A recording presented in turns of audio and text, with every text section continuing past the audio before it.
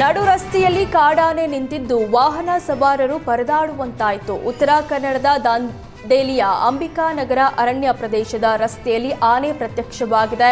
ಸುಮಾರು 10 ನಿಮಿಷ ರಸ್ತೆ ಮಧ್ಯೆ ನಿಂತು ಸಂಚಾರಕ್ಕೆ ಆನೆ ಅಡಚಣೆ ಮಾಡಿದೆ.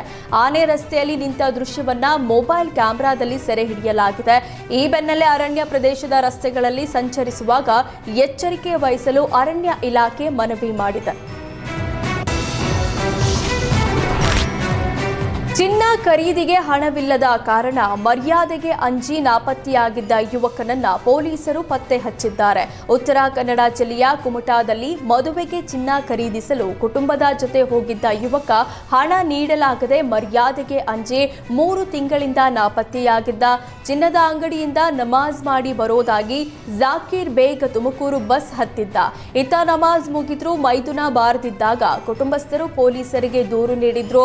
ಭಟ್ಕಳ ಶಹರ ಠಾಣೆಯ ಪಿಎಸ್ಐ ನವೀನ್ ನಾಯ್ಕ್ ನೇತೃತ್ವದಲ್ಲಿ ಕಾರ್ಯಾಚರಣೆ ನಡೆಯಿತು. ಜಾಕೀರ್ ಬೇಗ್ ತುಮಕೂರಿನ ಒಂದು ಫ್ಯಾಕ್ಟರಿಯಲ್ಲಿ ಕೆಲಸಕ್ಕೆ ಸೇರಿದ್ದ ಬಗ್ಗೆ ಖಚಿತ ಮಾಹಿತಿ ಪಡೆದ ಭಟ್ಕಳ ಶಹರ ಪೊಲೀಸರು ಯುವಕನನ್ನ ಮನವೊಲಿಸಿ ಊರಿಗೆ ಕಳಿಸುವಲ್ಲಿ ಯಶಸ್ವಿಯಾಗಿದ್ದಾರೆ. ಮೈಸೂರಿನ ಕೆಸರೆ ಬಡಾವಣೆಯಲ್ಲಿ ಅಗ್ನಿ ಅವಘಡ ಸಂಭವಿಸಿದ್ದು ಹಳೆ ವಸ್ತುಗಳನ್ನು ಸಂಗ್ರಹಿಸಿಟ್ಟಿದ್ದ ಗೋದಾಮುಗಳಿಗೆ ಬೆಂಕಿ ತಗುಲಿದೆ. ಅವಘಡದಲ್ಲಿ 4ಕ್ಕೂ ಹೆಚ್ಚು ಗೋದಾಮು ಬೆಂಕಿಗಾಹುತಿಯಾಗಿದೆ. ಅವಘಡಕ್ಕೆ ಕೆಲಸಗಾರನೇ ಕಾರಣ ಅಂತ ಮಾಲೀಕ ಆರೋಪಿಸಿದ್ದಾನೆ. ಪ್ರತಿನಿತ್ಯ ಕೇರಳದಿಂದ 4 ಟನ್ ವೈರ್ ಬರುತ್ತೆ. ಇದಕ್ಕೆ ಬೆಂಕಿ ಹಾಕಿ ಕಾಪರ್ ವೈರ್ ತೆಗೆಯುವ ಕೆಲಸವನ್ನ ಮುಬಾರಕ್ ಮಾಡ್ತಾ ಇದ್ದ.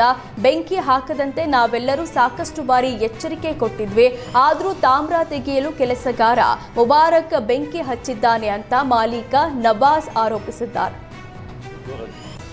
ಇಲ್ಲಿ ಬಂದು ಬೆಂಕಿಯನ್ನು ಹತೋಟಿ ತಗೊಂಡು ಎಲ್ಲ ಪರಿಶೀಲಿಸಿದಾಗ ಇಲ್ಲಿ ಜನರನ್ನೆಲ್ಲ ಕೇಳಿದಾಗ ಸುಮಾರು 3 ಗಂಟೆ ಅಷ್ಟೊತ್ತಿಗೆ ಇಲ್ಲಿ ಕಾಪರ್ ವೈರ್ ಎಕ್ಸ್ಟ್ರಾಕ್ಟ್ ಮಾಡಲಿಕ್ಕೆ ಅವೈಜ್ಞಾನಿಕವಾಗಿ ಎಲೆಕ್ಟ್ರಿಕಲ್ ವೈರ್ಗೆ ಬೆಂಕಿ ಹಾಕಿರುವಂಥದ್ದು ಮಾಹಿತಿ ತಿಳಿದಿರುತ್ತದೆ. ಆ ಬೆಂಕಿ ನಿರ್ಲಕ್ಷ್ಯಕ್ಕೊಳಗೊಂಡು ಇಲ್ಲಿ ಒಣಗಿರುವಂಥ ತರಗೆಲೆಯಿಂದ ಪಸರಿಸಿಕೊಂಡು ಹತ್ತಿರದಲ್ಲೇ ಇದ್ದಂತಹ ಸುಮಾರು 15x20 ಇರುವಂತಹ ಒಂದು 5 ಗೋದಾಮುಗಳಿಗೆ ಬೆಂಕಿಯಾಗಿರೋದು ನಮಗೆ